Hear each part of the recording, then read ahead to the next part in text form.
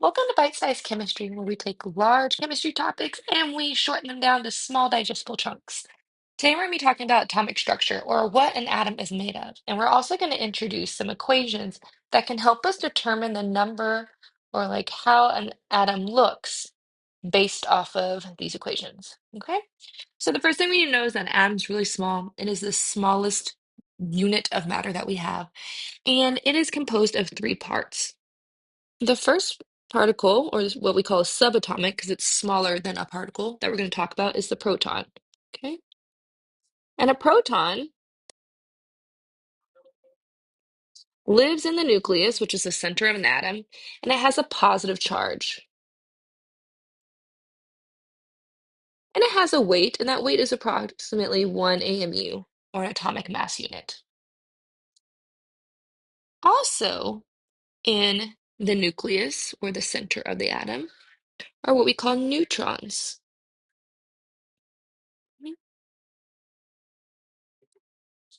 Now, neutrons have no charge. They're neutral. But they do have a weight. Their weight is also 1 AMU.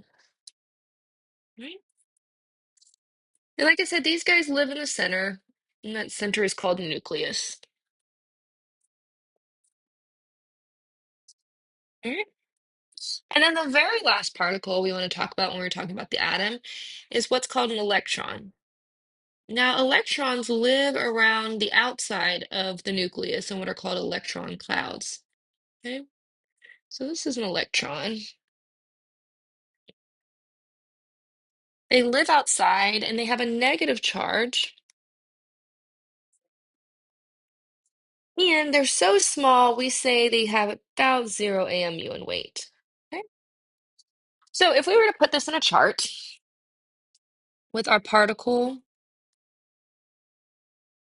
our charge, our weight, and our locations. Let me try this again. So particle,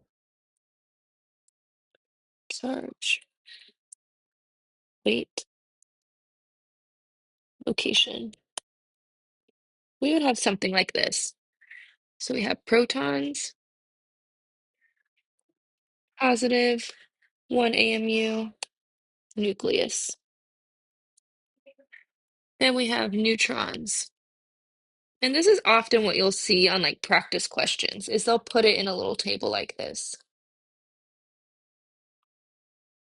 I'll do electrons in white this time.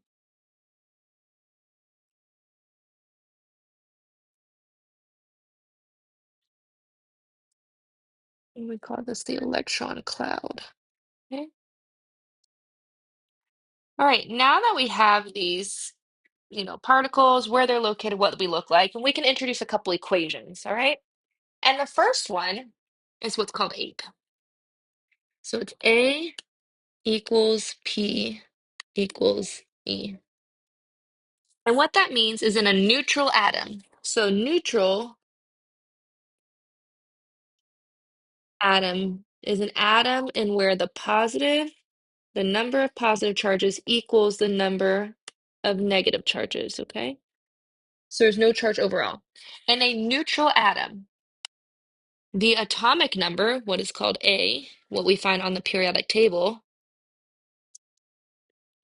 is equal to the number of protons. And those number of protons are equal to the number of electrons. How that looks in practice is that if I have a neutral atom and I am told that its atomic number is 9, its A is 9, that means that that particular atom has 9 protons and also 9 electrons. If I had an atom that has 10 electrons and I tell you that it's neutral, that means that it also has 10 protons and it has an atomic number of 10. So that one's super, super easy. The other equation we want to bring in real quick is what's called MAN. M equals A plus N. And what this means is that your mass number is equal to your atomic number plus your number of neutrons.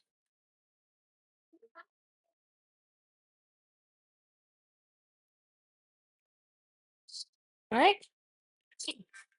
And then we can also remember that your atomic number is equal to the number of protons. And this equation is really helpful because I can use it to determine the number of neutrons I have. So let's say I have an equation where it says, hey, my mass number, so I'll write man over here again. My mass number is 15, and I have an atomic number of 5. What is my number of neutrons? Well, then I can just do some basic math here. Subtract atomic number from each side, and that would give me my number of neutrons. Okay. In our next video, we're going to work through a couple word problems and practice problems to get you more familiar with this. But for right now, you can just review that the atom is made up of 3 subatomic particles, the protons, which are positive, the neutrons, which are neutral, the electrons that are negative.